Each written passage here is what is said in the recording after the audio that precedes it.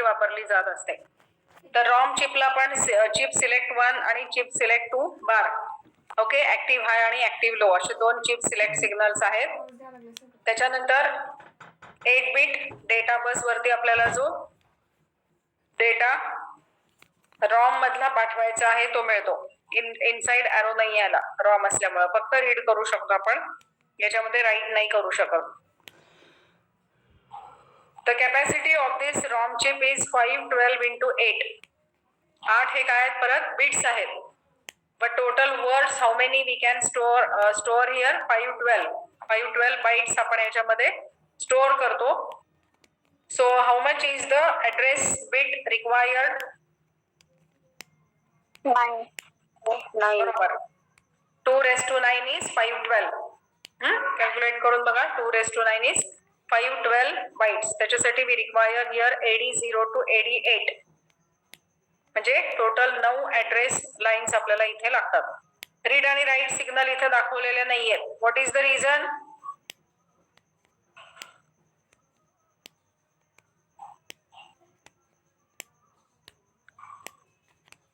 ROM चिपला read write signal दाखवलेले नाही तर रॅम चिपला दाखवलेले होते. What is the reason?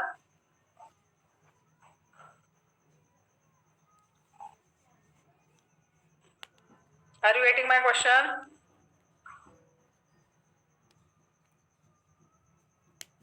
Yes, all the students.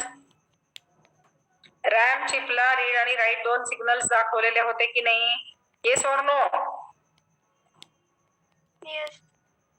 हा, मग रॉम चिपला का नाही दाखवले? ती पण मेमरीच आहे ना?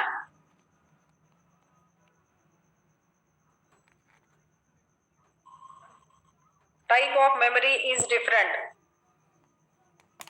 आपण रॅमला रीड राईट हे दोन्ही ऑपरेशन्स परफॉर्म करू शकतो. रॉमला ओनली वी कॅन रीड. नावातच आहे की नाही, read only memory, we cannot write in that. त्याच्यामुळे रीड राईट सिग्नल्स इथं दाखवलेले नाहीयेत. फक्त 8 बिट जो काही डेटा आहे तो आपल्याला डेटा बस वरती मिळतो. Okay, this is read only memory. त्याच्यामुळे इथं रीड राईट हे दोन सिग्नल्स दाखवलेले नाहीयेत. Yes, all of you are getting? Yes, ma'am. Yes. हा, रॉम चिप असल्यामुळे इथं रीड राईट सिग्नल्स नसतात. रॅम चिपला फक्त रीड आणि राईट हे दोन सिग्नल्स असतात. Okay, so this is about the RAM chip and the ROM chips. हे नाहीये खालचं तुम्हाला मेमरी ऍड्रेस मॅप वगैरे काही नाहीये. Directly will go to the next page now.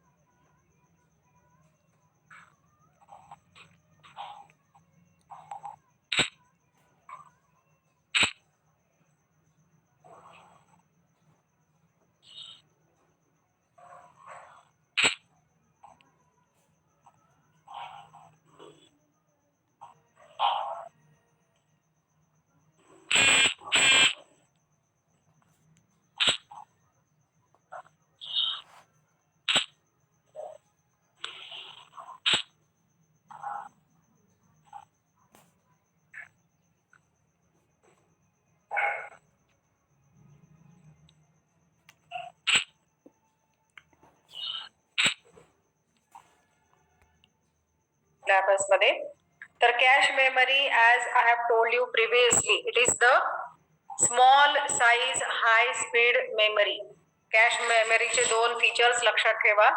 Size जो असतो तो त्याचा कॉम्पॅक्ट आणि लहान असतो, but it is the high speed operating memory.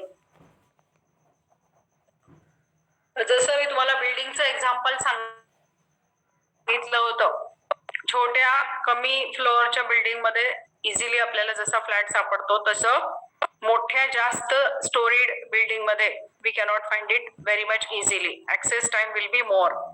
त्याच्यामुळे कॅश मेमरी ही एक सेपरेट मेमरी सीपीयूच्या आतमध्ये असते. कधी कधी ही कॅश मेमरी एक्सटर्नल म्हणून पण घेऊ शकतो आपण. So it is the very high speed memory. जो रिक्वायर्ड डेटा असतो सीपीयूला तो अर्जंटली लगेचच कॅश मेमरी मधून मिळवू शकतो आणि त्याचा साईज पण स्मॉल असतो. त्यामुळे access time is small, so the speed of operation will be large. So cache memory is the high speed memory, may be internal or may be external to the CPU. Okay, so that cache memory you have to study. तर cash मेमरीच्या बद्दल काही features आहेत पुढे इथे दिलेले. That page I am showing you.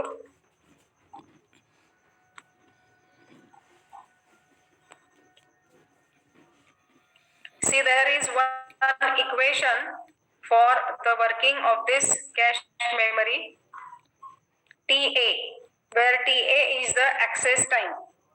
Okay, memory मधलं data आपल्याला किती वेळानंतर CPU ने कमांड दिल्यानंतर after how much time duration that data is available in the CPU. Okay, that is known as the access time. Access time हा काय असतो? After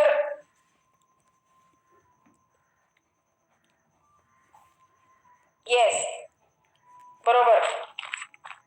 It is temporarily storing the data.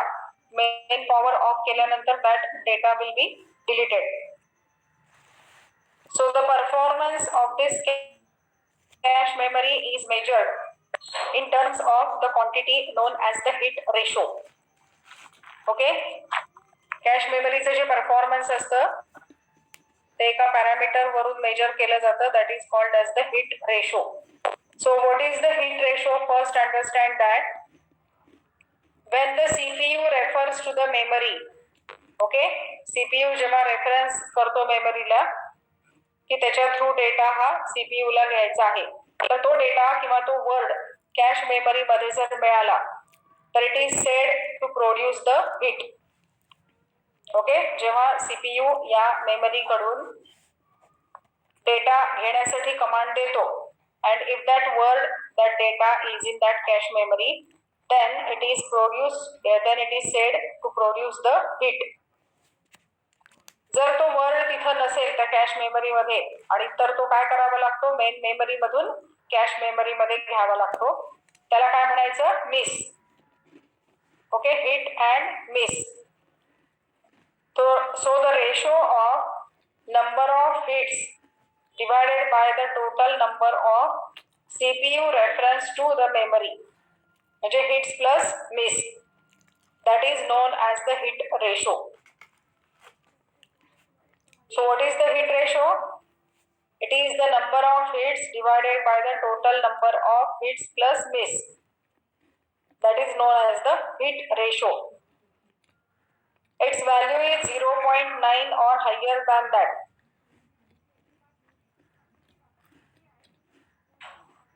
The average access time in this cache memory is determined by this particular hit ratio.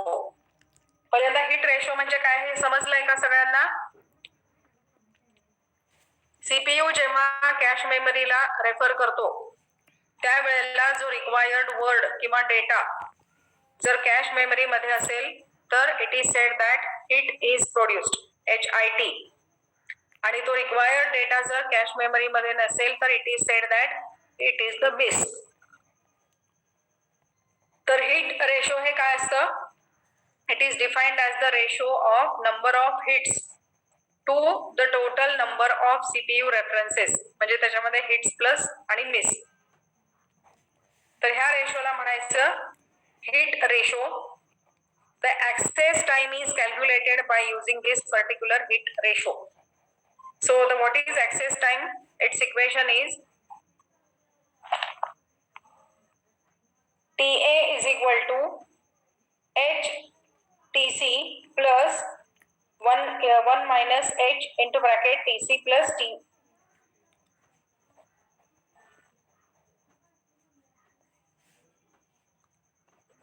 TC plus TM.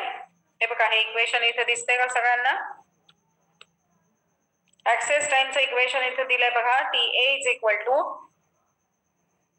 HTC plus 1 minus H into bracket TC plus TM, where TC is the cache access time, TM is the main memory access time, and H is the hit ratio.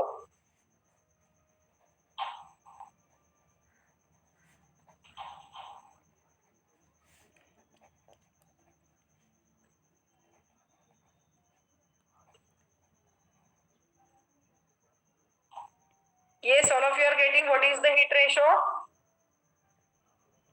Yes. समजतंय का सगळ्यांना? समजलं ना?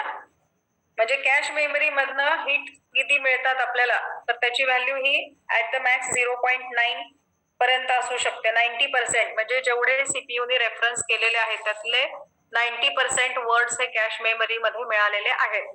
त्याचं हे indication असतं. Hit ratio at the max can be 1.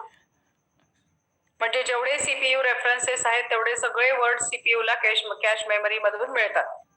Now depending on this hit ratio, the access time for the cache memory is calculated by using this equation.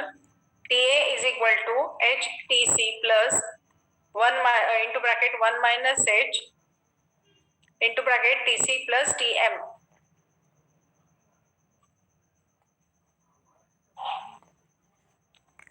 Where TC is the cache access time, TM is the main memory access time, and H is the hit ratio. So there are some performance parameters for this cache memory. So these are calculated according to this particular equation.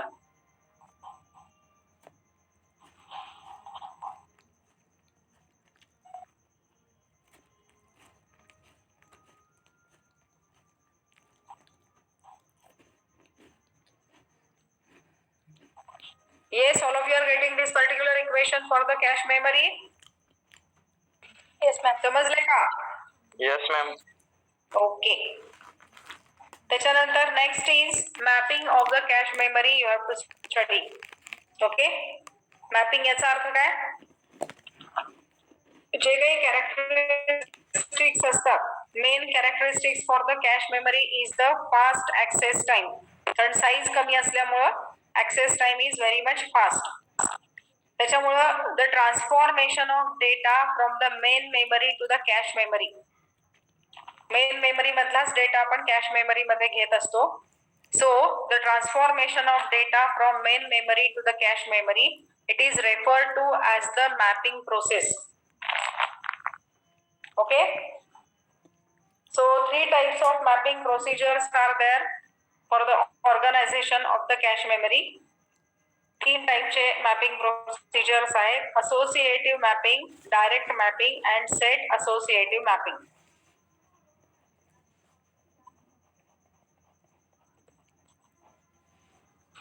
Three types of mapping are there for the cache memory organization: associative mapping, direct mapping and set associative mapping. तर इथं पहिल्यांदा example of cache memory दाखवलेला आहे बघा. Main memory मधला जो data आहे तो पहिल्यांदा सीपीयू ला कनेक्ट केलेला असतो, पण CPU is being directly taking the data from the cache memory inside the CPU. आता याच्यात मेन मेमरीची कॅपॅसिटी बघा 32K/12. So what this means, can anybody tell me? Main मेमरीची कॅपॅसिटी जी आहे ती 32K/12. त्याचं मिनिंग कोण सांगतं मला?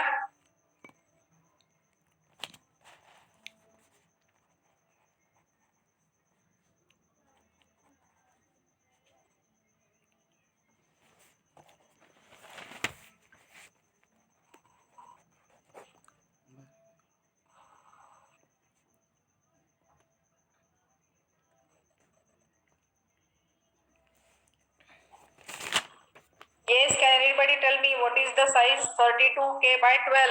मेन मेमरीचा साईज किती आहे? ह्याचं मिनिंग काय 32K/12? मगाशी मी तुम्हाला वर्ड साइज आणि 12 बाईट आहे. 12 बाईट आहे का? बीट आहे मॅम. बीट बरोबर. म्हणजे 8 बिटचा जो एक बाईट असतो त्याच्याऐवजी 12 बिट्सचा एक वर्ड म्हणायचं त्याला. वर्डची साईज ही व्हेरिएबल असू शकते, पण बाईट मात्र 8 बिट्स हे फिक्स असतात. 12 बिट इज 1 वर्ड. असे किती वर्ड्स आहेत मेन मेमरी मध्ये?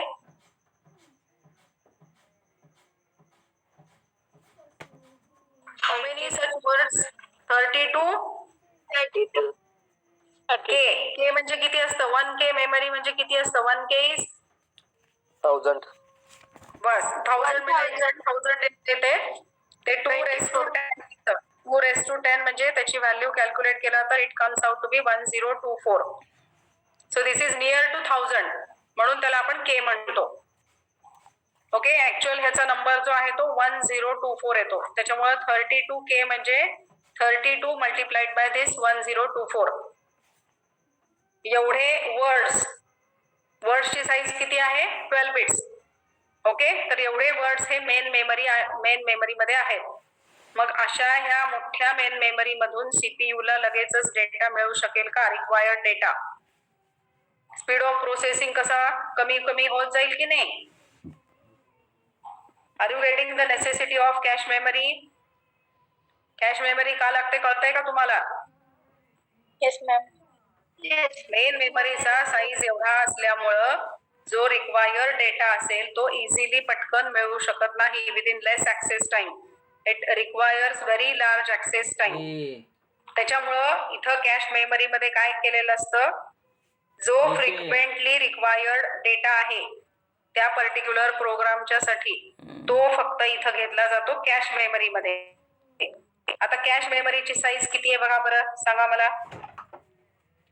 आवाज कमी करेन हेडफोन. 5 and 8. 5 into 12. आपण वर्डची साईज बदललेली नाही. एका वर्डची साईज सेमच ठेवलेली आहे, 12 बिट्स. मग काय कमी केलो आपण? Word. Number of we have reduce. किती रिड्यूस केलेत बघा.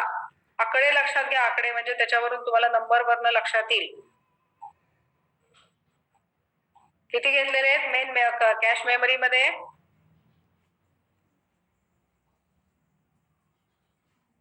अरे तुमच्या समोर नंबर आहे, फिगर आहे, दिसत नाहीये का? स्क्रीन क्लिअर नाहीये का तुम्हाला?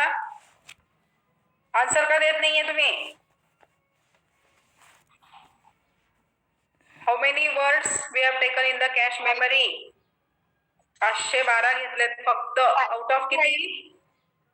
ओनली 5. येस, फक्त 512 वर्ड्स आपण घेतलेले आहेत. आणि ओरिजिनल तिथं मेन मेमरी मध्ये किती आहेत वर्ड्स? तिथली साईज किती आहे? 32. 32K. 32 नाही येते, 32K आहेत. म्हणजे एवढ्या मोठ्या मेन मेमरी मधले फक्त 512 वर्ड्स आपण हे कॅश मेमरी मध्ये घेतलेले आहेत. म्हणजे साईज किती छोटा झाला लक्षात घ्या. मग एवढ्या छोट्या मेमरी मधनं लगेचच सीपीयू ला डेटा रिक्वायर्ड मिळू शकतो की नाही? Are you ready? मग या कॅश मेमरी किती रिक्वायर्ड डेटा सीपीयू ला मिळतो? That is indicated by the hit ratio. लक्षात येते? हिट रेशो कशासाठी असतं? 90%. याचा अर्थ काय? Required data of the CPU will be 90% in the cache memory. जर तो कॅश मेमरी मध्ये नसेल तर तो परत कुठून यायला पाहिजे? मेन मेमरी मधून परत कॅश मेमरी मध्ये यायला पाहिजे. ओके, त्याच्यामुळं access time, hit ratio, these all features for the cache memory we have to consider while designing it. मग सीपीयूचं जे कम्युनिकेशन आहे ते दोन्ही मेमरीच्या सोबत असतं. कॅश मेमरी सोबत पण असतं आणि मेन मेमरी सोबत पण असतं. जर तो हिट असेल तर तो सीपीयू डेटा कॅश मेमरी मधून घेतो आणि जर मिस असेल तर CPU has to read the required word from the main memory आणि तो परत कॅश मेमरी मध्ये ट्रान्सफर केला जातो. लक्षात येतंय का? सीपीयू जो आहे तो डेटा पहिल्यांदा कॅश मेमरी कडे आहे का बघतो. मग जर हिट असेल तर it is taken by the CPU. जर नसेल तर तो कुठे बघणार? प्रायमरी मेमरी मध्ये बघणार. तिथे तर असायलाच पाहिजे, पण ऍक्सेस टाइम वाढला जातो. मग तो डेटा परत ह्याच्यामध्ये टाकणार, कॅश मेमरी मध्ये टाकणार. So the required data should be in the cache memory maximum. Okay, so this is the example of cache memory. It is given over here. Okay, लक्षात येते का हे सगळ्यांना?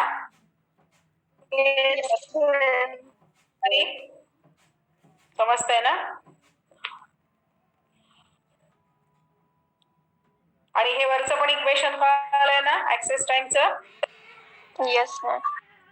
हिट रेशो पण कळालेला आहे. Okay, so the next is we have to learn the mapping.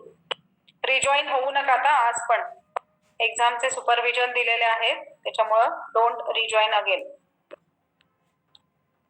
So the mapping process we will see now. 3 टाईपचे mapping आहेत. सो मॅपिंग याचा अर्थ काय? It is the transformation of the main memory into the cache memory.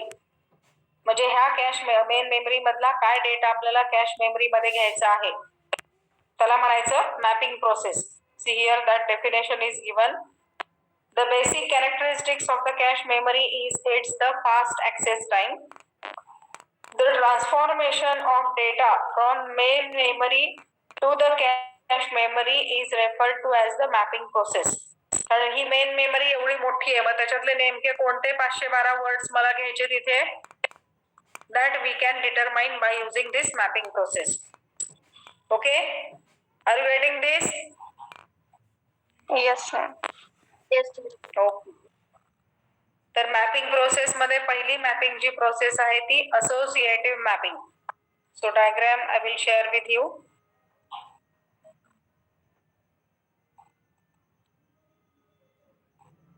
See this is the एक minute हे page.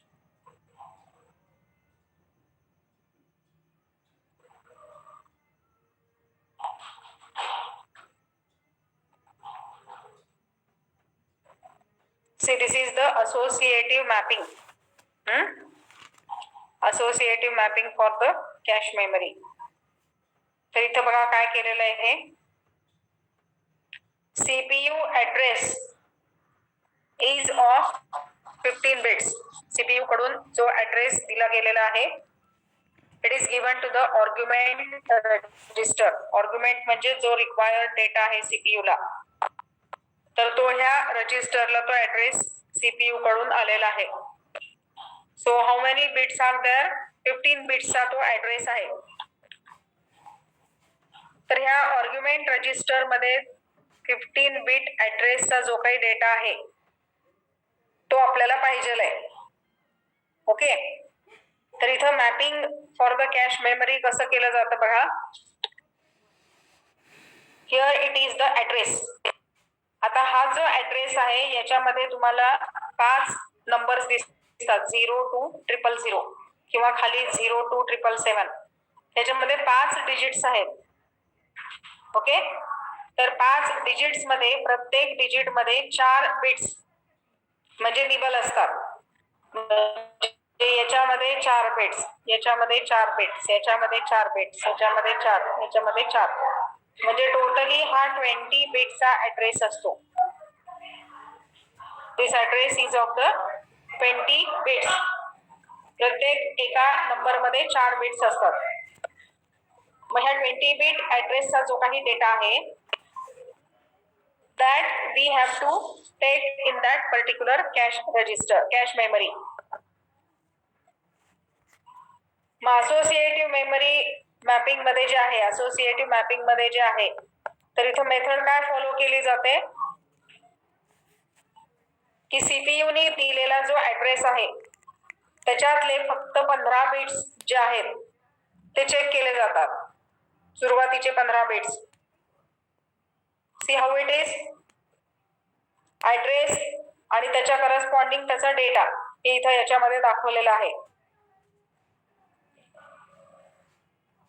Address bit जे आहेत, sorry, याच्यामध्ये 3 बिट्स स्टोअर केलेले असतात म्हणून हे 5 into 3 15 बिट झालेले आहेत. Instead of nibble consider here 3 3 3 octal number system follow केलेली आहे याच्यासाठी.